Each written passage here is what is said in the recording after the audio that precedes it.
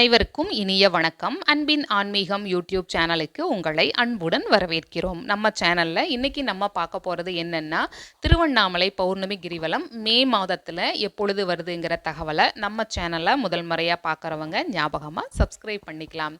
இந்த 2026ஆம் வருடத்துல மே மாதத்துல 2 பௌர்ணமிகள் முதல்ல பார்த்தோம்னா மே மாதம் முதல் தேதி அன்னைக்கு சித்ரா பௌர்ணமியா வந்தது.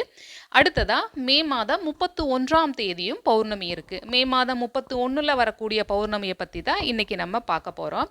திருவண்ணாமலை பௌர்ணமி கிரிவலம்ங்கிறது உடல் அளவிலையும் மன அளவிலையும் வலு சேர்க்கக்கூடியதுன்னு சொல்லுவாங்க. திருவண்ணாமலையில கோவிலுக்கு பின்புறமாக இருக்கக்கூடிய அண்ணாமலைன்னு பக்தர்களால் அழைக்கப்படக்கூடிய மலையை சுற்றி இருக்கக்கூடிய சுமார் 14 கிலோமீட்டர் தூரத்தை பக்தர்கள் ஒவ்வொரு பௌர்ணமி தினத்தன்றும் பயபக்தியோட கிரிவலம் தங்களுடைய வேண்டுதல்களை செலுத்துறாங்க. இந்த பௌர்ணமி தினத்தன்று கிரிவலம் வரக்கூடியது உடல் அளவிலையும் மனதளவிலையும் நம்மை வலுப்படுத்தக்கூடியதாக அமையும்.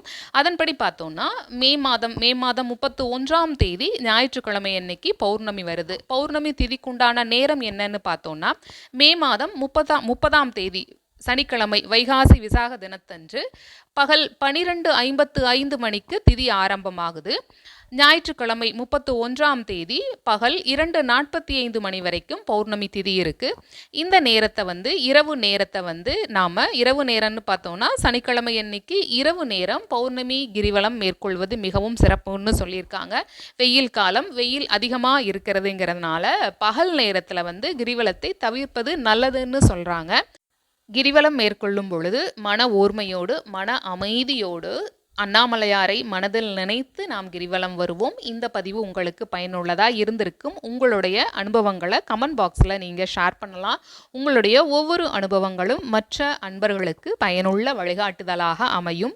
இப்பதிவினை இதுவரைக்கும் முழுமையாக கேட்ட உங்கள் அனைவருக்கும் மிக்க நன்றி.